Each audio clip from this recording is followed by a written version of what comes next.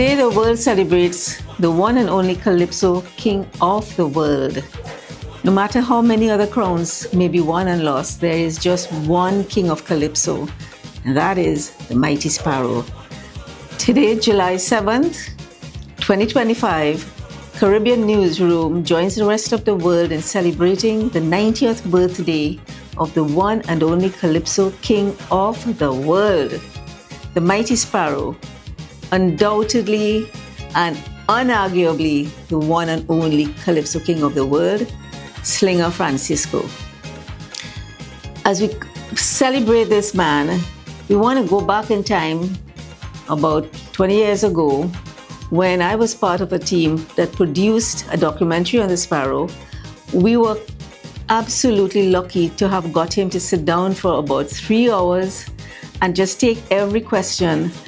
Calypso media greats like Keith Smith, Terry Joseph, and Calypsonian David Ruther, that was the panel that faced Sparrow and asked every question. That documentary that came out of that interview, that extended interview, was broadcast on CCN TV6. And today, we are very grateful to CCN TV6 for allowing us to rebroadcast that documentary. And here we will start with a little boy who was born in Grenada and came to Trinidad as a baby. Wherever Calypso is sung, the Mighty Sparrow is king. For almost 5 decades since he first burst onto the stage, he has been the world's symbol of Calypso. Here, in the land of Calypso, he towered like a colossus, conquering all competition to claim 8 Calypso Monarch crowns and 8 Road March titles. Overseas, he has carried the Calypso flag across every continent, and today, he is undoubtedly the best-known, most decorated Calypsonian the world has known.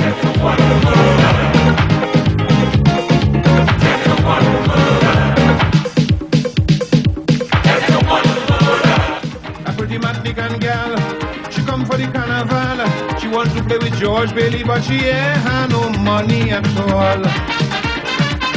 I tell she I go pay for she, but she gotta spend the night with me.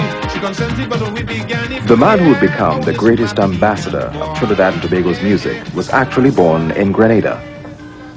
Baby Slinger Francisco entered the world on July 9th, 1935, third child of Clarissa and Rupert Francisco, a young couple from the coastal village of Grand Roy in Grenada. In later years, Clarissa would tell how she had been dancing up to 2 hours before he was born. Slinger is just a baby when his carpenter father sails south to Trinidad in search of a better life for his family. Soon, Clarissa is making the trip on a windjammer boat, taking her 2 sons, Vivian 3, and baby Slinger, just 18 months old. From the start, the young Slinger's self-confidence sets him apart. He's always a fella full of himself, you know, very cocky and thing, you know. And at age 13, he gets the break he's longing for when he persuades the teacher to let him sing at Newtown Boys RC's weekly school concert. Jadinath gives permission on one condition. Sparrow, when I say, all right, what are you doing this week? He's singing. And for 6 weeks, he sang one song, Red River Valley. And everybody, the dancing, the boxing, the skipping, and all those kind of things. So the next week now, when we had this, after lunch on a Friday, we go downstairs, So he come up, I say, what are you going to do this week? He said, I'm going to sing. I said, not Red River Valley. He said, yes, Red River Valley. I said, no, go back. If you have another song to sing, come up and talk to me. But no Red River Valley this week, because he has singing for 6 weeks.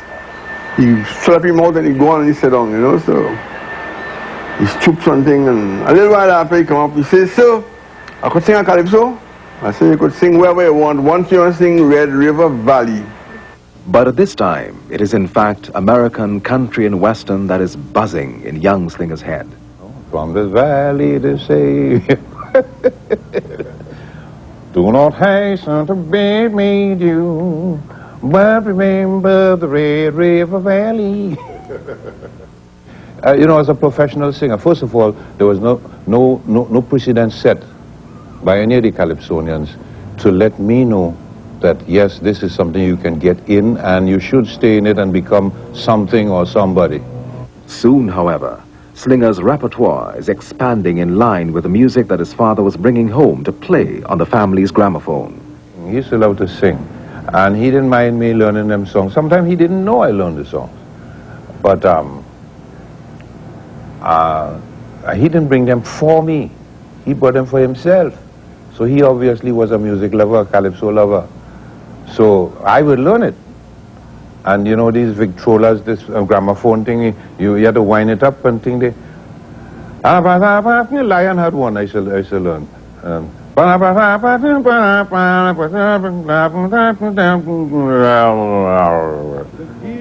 By now, Miss Clarissa's boy is exploring the range of his voice in the church choir.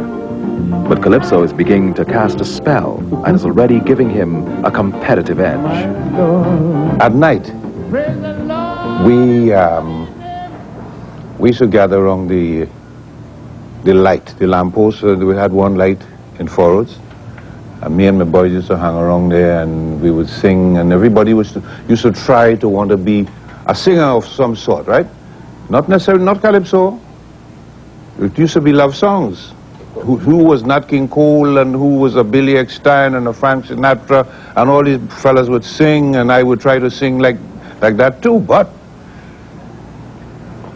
without being an official competition, I, in my head, used to realize when these guys hit it hard. So when these guys put on the show and outdid me, in my opinion, and it's time for me to sing, I would bust a calypso on them. Because I know they have no answer for that. Out of school now, young Slinger works part-time as a tailor's apprentice and learns typing and other office skills in a commercial class. But his mind stays fixed on Calypso. Why you don't go down in the tent and sing with the rest of the fellas? I just laugh and think, time and again they tell me that. Until one day I make up my mind and say, we going down. He said, but I ain't going by myself, eh? Boy, if I get some food. I ain't gonna leave it at that. I ain't going by myself. The whole set of we put together, we catch the bus, we go down there. And we begging for a chance. All of them come to represent me, sort of. Eventually, the 19-year-old turns his back on the $50 a month job his mother lines up for him and announces his intention to sing Calypso for a living. My mother was happy. My mother was happy for me, primarily because she saw I loved what I was doing. My father, he was happy for me too, but he insisted that I should get another job. Get a real job, his exact word, get a real job. You could sing and sing, but get a real job, and he and my mother get into a argument over me, and then my mother say, well, let the boy sing, just as long as he ain't troubling nobody, Eventually, the Franciscos bury their fares and support their youngest, who rewards their faith by a meteoric rise to the top of the Calypso mountain. Before his death in 1965, Rupert will see Slinger crowned National Calypso Monarch and hailed as the King of the Road.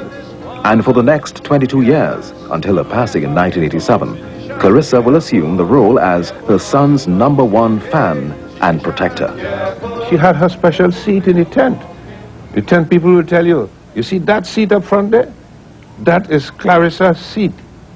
Clarissa who? Sparrow mother. Don't worry about that. That is her seat. And she used to come with her basket. She said, all right, so. If you tell my mother, Sparrow have 100 songs. I like 99.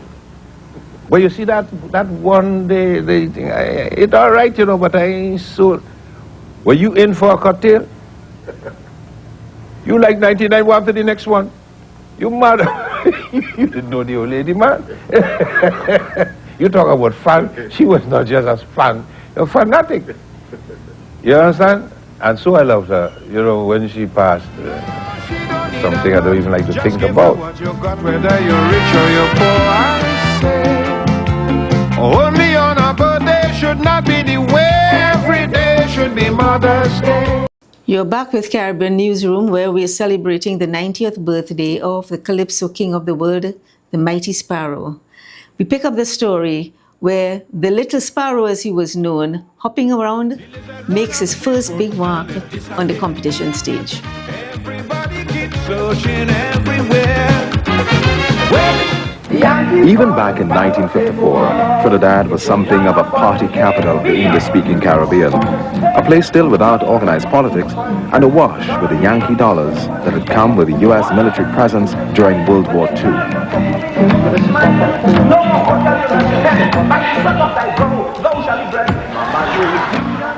The Little Sparrow enjoys a big debut singing The Parrot and the Monkey at Dirty Jim's Swizzle Club, and the following year sets the pace for what will develop into a phenomenal rate of output, writing 4 songs, Racetrack, The Missing Baby, High Cost of Living, and Ode to Princess Margaret.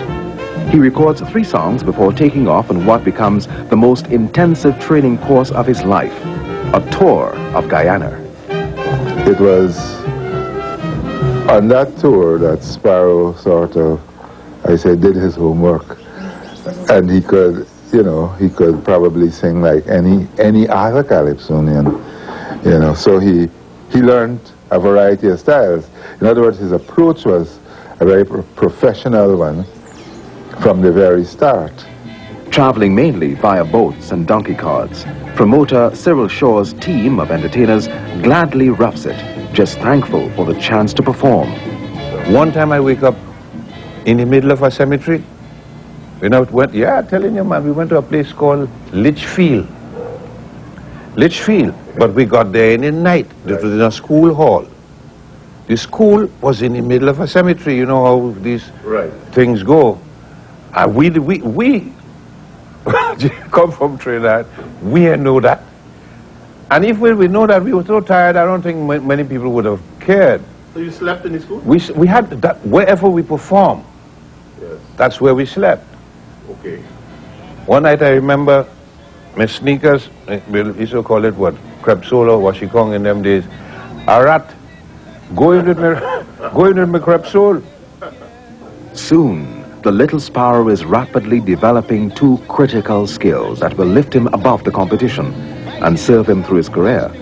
One, an instinctive feel for the mood of his audience, and the other, his trademark showmanship. We couldn't finish the tour. So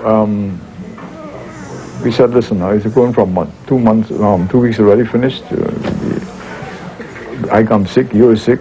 Let's close the tour, go back to Trinidad, enter the Calypso King competition and win this time and come to Guyana.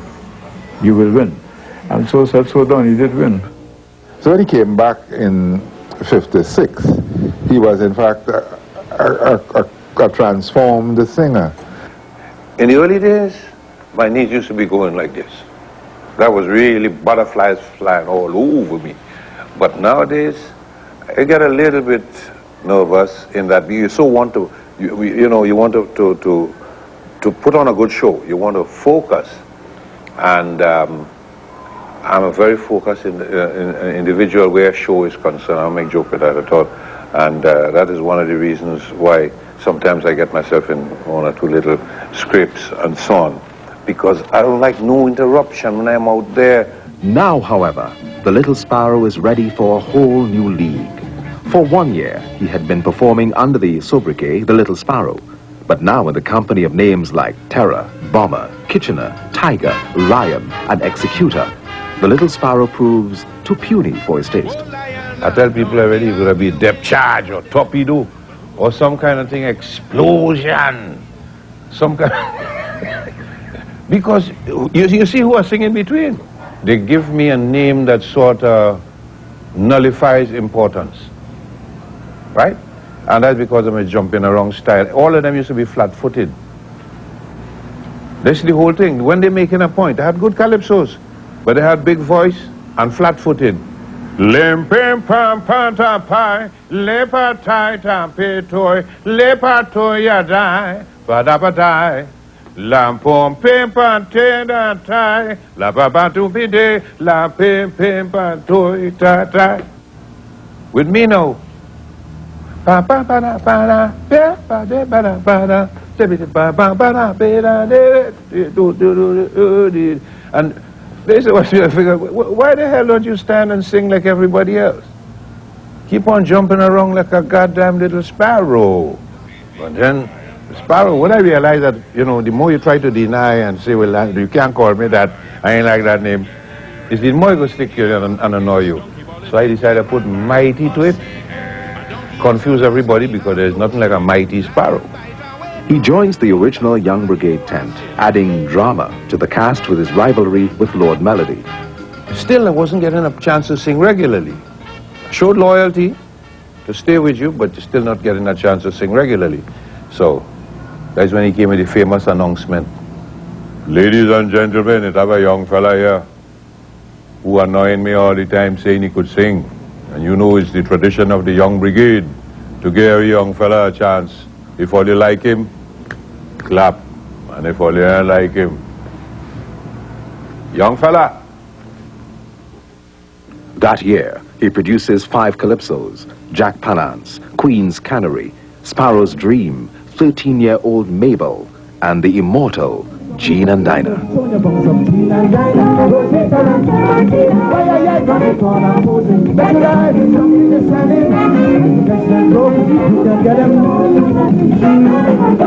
Jean and Dina marks one of the movements of Calypso, speeding up the tempo from the traditional 12-bar beat and carrying an extended chorus line.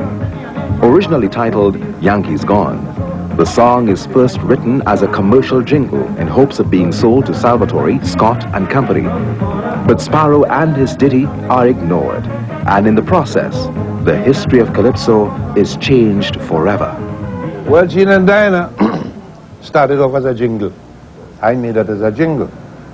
People may not understand why, but when you had very little to do, I walking up and down the street of Port of Spain, and all I singing was Salvatore Scott and Company, living Salvatore Scott and Company, Shabadubi, boom, boom. And I had rhythm, you know, I mean, they're like, no way, I get a little slow and things like that. And at that time, I think Melody had a thing called, Darling, I am going out shopping. Where you want me to buy you this morning? I want to make it clear, the whole box of dainty underwear, and that kind of thing. And the advertisement was more popular with me than Calypso because they hardly used to play Calypso on the radio in any significant way. And then Christo had chicken chests and all them different kind of thing, if I remember correctly, or maybe that came afterwards. So I made a song for Salvatore, Scott and Company, with Jean and Dina, Rosita and Clementina. Came to me one morning after they complete their shopping. Well, they tell me, honey, I never had more luxury, more than when I stopped and went into Salvatore to shop. And then I thought it was a good, you know, to compete with the other guys. Relentlessly going, like I'm persecuting the man. Then he gave me $2 and tell me, you know, when took me to cashier to give him $2. Thank you, but we don't need this song. Wow. Boy, I had these Jean and Dina, Rosita and Clementina. That was supposed to be on par with Tom, Dick and Harry. Because, you know, the men, anytime you go in, every Tom, Dick and Harry, but I never hear any slang for Jean and for women. So Jean and Dina, Rosita and Clementina was supposed to be, well, it was supposed to be Jean and Dina and Rosita, but I put in Clementina there. But you're right. To make bars. In an upset victory, Sparrow won the Calypso King competition and the Road March. I didn't care to lose. I was not afraid to lose. That's, I think, that's the whole thing. I wasn't afraid. Not I didn't want to win, but I wasn't afraid to lose. When I started to realize it's me that they applauding and thing, I take my hat and I throw it in the air and I start to give them more action and thing, and well, it's more applause. Them boy and them didn't have a chance that night, you know. Monday morning, the procedure was when the king wins his crown this Sunday night, they put on his crown on him and he parades, and Monday morning he paraded in tongue, all over tongue and all about, and then for the 2 days he's the king, you know what I mean? So I was standing, I told you, at the corner of Shacon Street under Bayview Marshall there, and he was on the opposite side, and he spotted me. And he ran across the road. This time he have an entourage with him, you know, the usual thing. He's the king. So when he come up, he hugged me up, he said, "Oh God, sir, I catch them, I catch them." I said, "Well, I'm glad for you, boy." The Mighty Sparrow's double victory reverberates all over the region, and soon he is the most sought Calypsonian on the circuit. He returns to Guyana and then goes off to St. Thomas, where he scores another double, winning the first St. Thomas International Calypso King and Road March contest. But popularity alone is not enough for him, and soon the freshly crowned king is beginning to buck the system and shake up the establishment. The Calypso King of the World, the Mighty Sparrow, celebrates 90 years today, and we at Caribbean Newsroom are right here celebrating with him. And here now, the world becomes the oyster of this young man as he conquers one competition after another. I'm looking for you, it's not experience.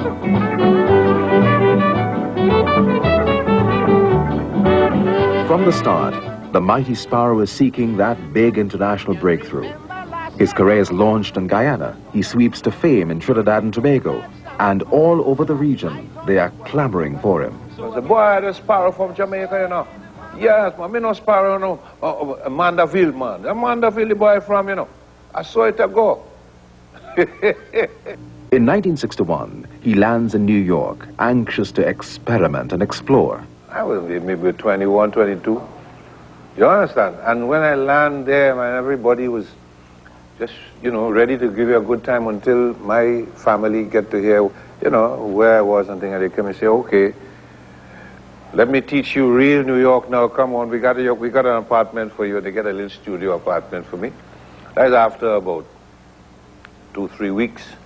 And they fixed up the apartment and took me to Brooklyn on Clifton Place. And then I started to realize, no, I had to be living now, how I'm living now in New York. He joins the legions of young, talented entertainers searching for a break in the land of opportunity. But he is more focused than most on exactly what he wants. Harry Belafonte's song, he used my song and he used Melody's song. And then when we went up to the States and so on, and we met him, I thought he took more to Melody than myself, even though we got along all right. There are a lot of Calypsonians, they would go to people like Belafonte and they ask him for money. What about the money for my song and this, that, and the other? Well, I never asked him for money. I asked him to open up some doors for me, to introduce me to certain people so that I can get some jobs. He didn't deliver for me. He liked Melody. Maybe he liked the Boo Boo Man. From St. Thomas in the U.S. Virgin Islands, the Mighty Sparrow establishes himself as an American legend, winning the Calypso crown a record 7 consecutive times there. By now, he is the Calypsonian in highest demand in the U.S. It's a reputation he soon transfers to Europe as well. In 1978, an album with Jamaica's Barony and the Dragonaires sweeps him to the top of the European charts. His cover of Arthur Prysock's Only a Fool Breaks His Own Heart goes gold in Holland and stays on the charts for 6 months. Only a fool breaks his own heart. Do you remember Nat King Cole? How would Billy Eckstein do it?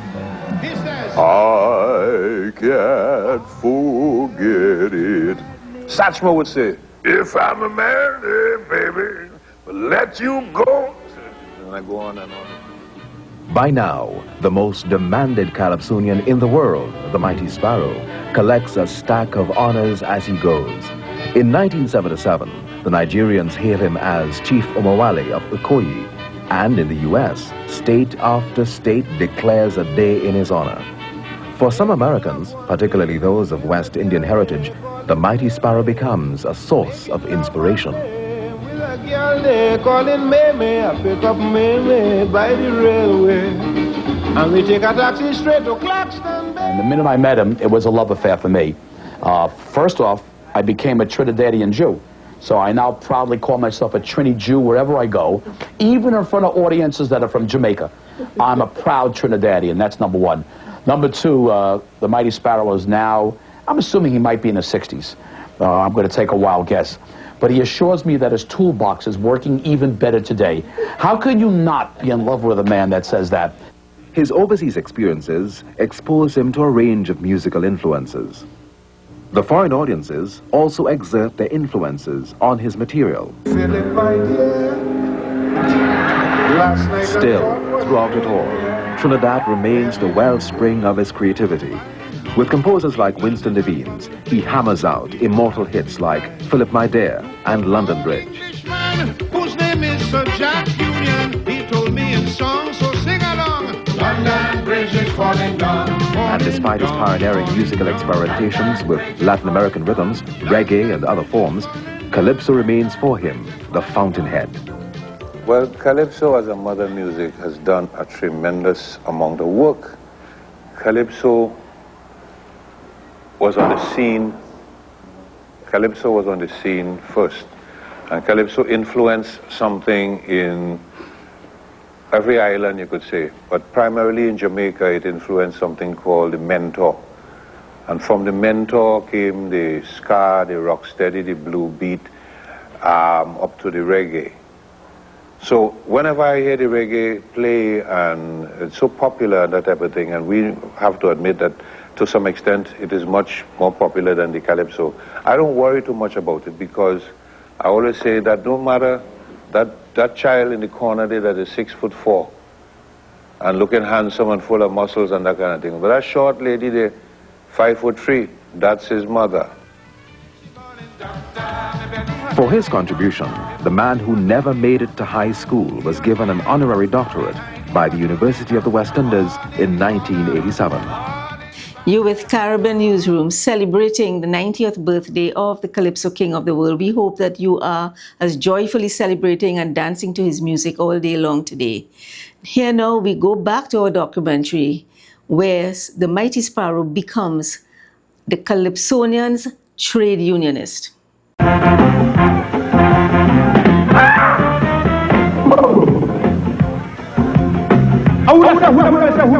When the Mighty Sparrow bursts on the scene in 1956, Trinidad's socio-economic conditions ensure that the young black Calypsonian is relegated to the lower rungs of reward.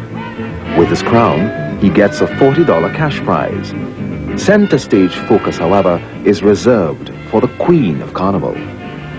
The fact is that she was queen and I was king, and I'm saying, well, at least the king should get something on par. The king thing went to my head quick.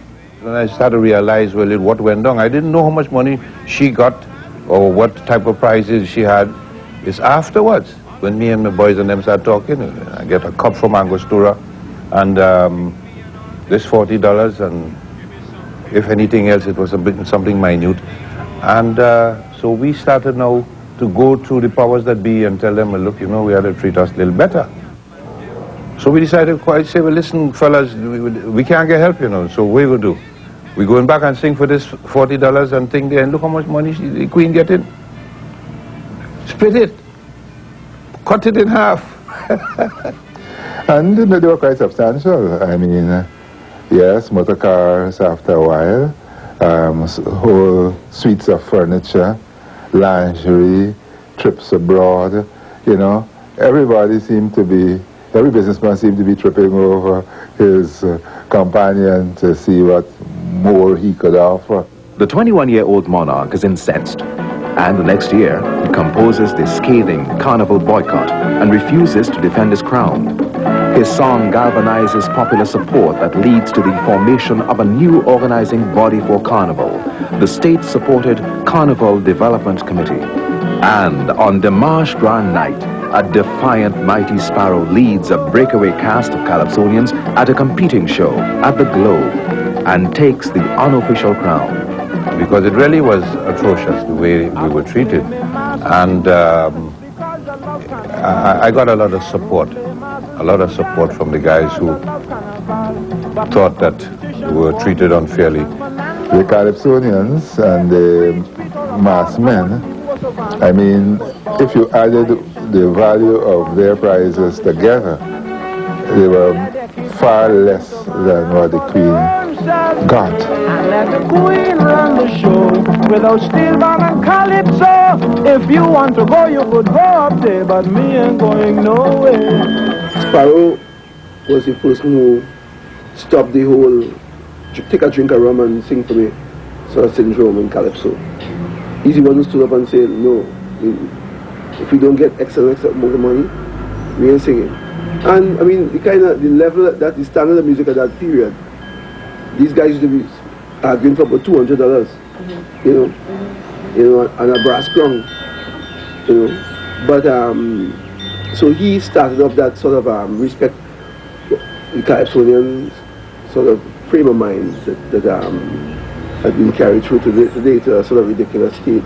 57 was, things came to a head, partly because I think of the politics, the PNM's winning of the election in 56, the determination that one of the first things that was to be done was that Carnival would be wrested out of the hands of those who were then in control of it.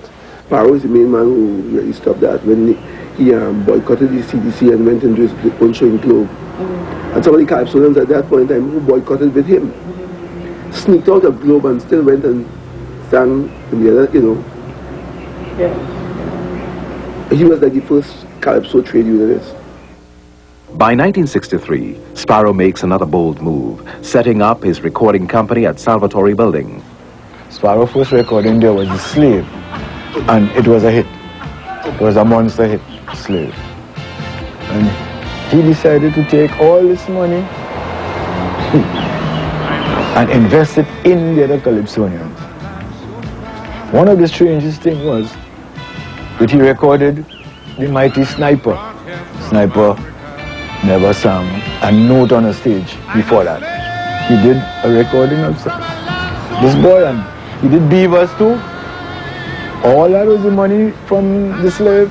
5 years later, consumed by the quest to put the Calypsonian in charge of his destiny, he builds Sparrow's Hideaway, an entertainment and sports complex next to his home in Pity Valley. It is an instant success, attracting Calypso and boxing fans, although other venues would later steal the crowds.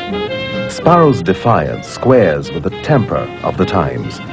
His 1956 victory had coincided with the emergence of Dr. Eric Williams, the man who would lead Trinidad and Tobago to national independence.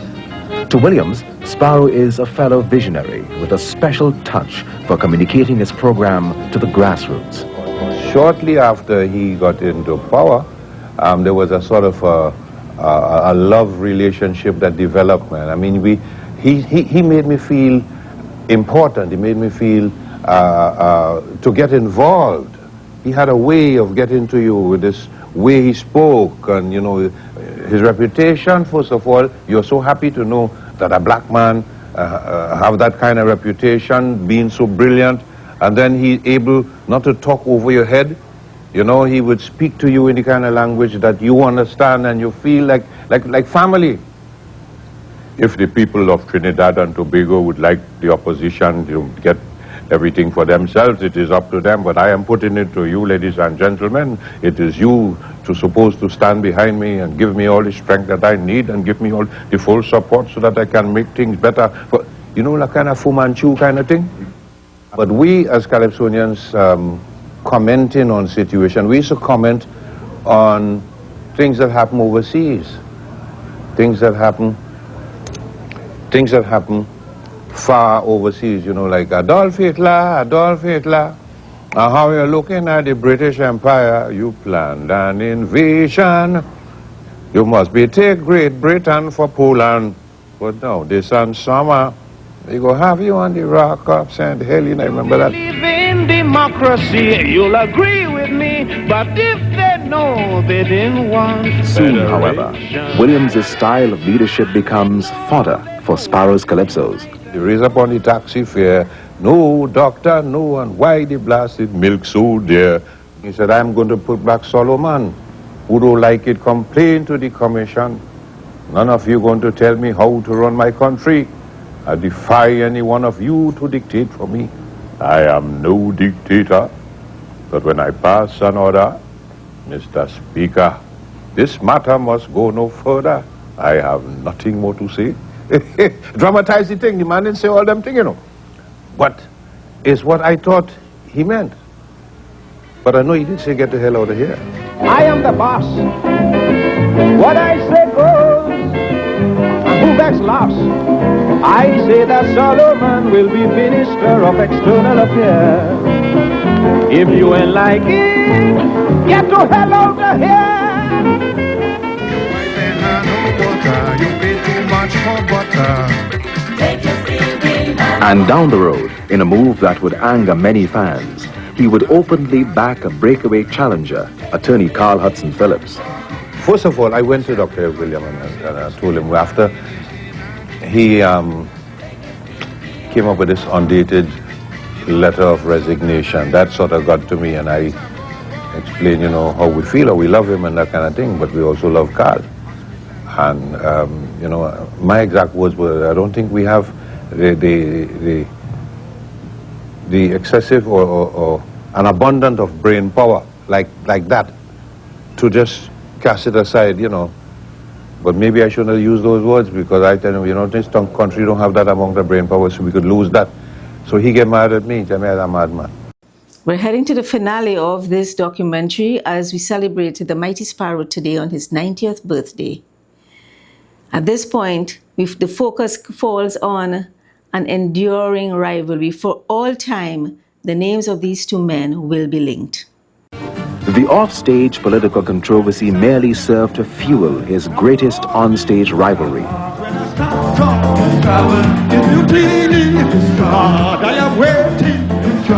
From the start, the Mighty Sparrow has understood the importance of the creative chemistry of rivalry. It is what he gets in the relationship with the Lord Melody.